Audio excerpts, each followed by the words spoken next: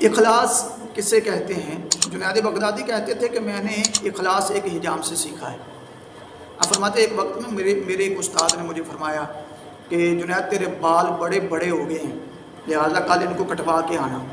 تو حضرت جنید بغدادی فرماتے ہیں کہ میرے پاس بال کٹوانے کے لیے پیسے نہیں تھے، تو میرا گزر حجام کی دکان کے سامنے سے ہوا، تو حضرت جنید بغدادی اس حجام سے کہتے ہیں چچا اللہ کے نام پہ بال کاٹو گے؟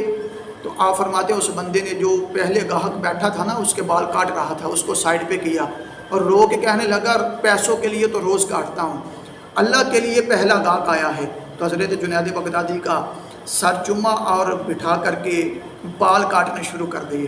حضرت جنید فرماتے ہیں وہ بندہ میرے بال کاٹتا جاتا اور روتا جاتا۔ حضرت جنید بغدادی نے بال کٹوائے اور چلے گئے۔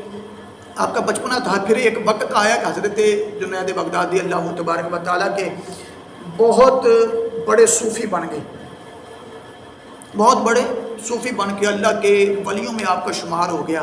تو آپ ایک دن نا اس حجام والے چچا کو ملنے کے لیے آئے، تو آپ نے تہیہ کر رکھا تھا کہ جب کبھی پیسے پاس ہوں گے تو میں اس بندے کو اس کی اجرت دوں گا، اس کے پیسے میں اس بندے کو دوں گا۔ حضرت جنید بغدادی آئے، اس بندے نے بڑی عزت و تکریم کے ساتھ بٹھایا کہ اللہ کا ولی میری دکان پہ آ گیا ہے، اور بڑی شان و شوکت کے ساتھ بڑے ادب و احترام کے ساتھ آپ کی خدمت میں لگ گیا۔ تو حضرت جنید بغدادی نے پاس بٹھا کر کے فرمایا چچا وہ فلاں وقت آپ نے میرے بال کاٹے تھے نا، تو ان کے پیسے میں نے آپ کو نہیں دیے تھے، اس وقت میرے پاس پیسے نہیں تھے، میں اللہ کے نام پہ کٹوا کے چلا گیا تھا، یہ آپ میرے پاس پیسے ہیں تو آپ وہ اجرت وصول کر لیں، پیسے وصول کر لیں۔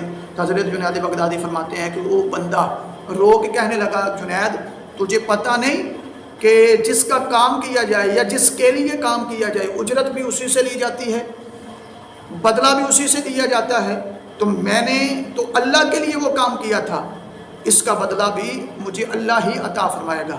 جب تو نے کہا تھا کہ اللہ کے لیے کاٹو گے تو میں نے نیتاً اللہ کے لیے کاٹے تھے، تو جب میں نے کام اللہ کے لیے کیا تھا تو اس کام کی اجرت یا اس کام کا بدلہ میں تجھ سے کیوں لوں؟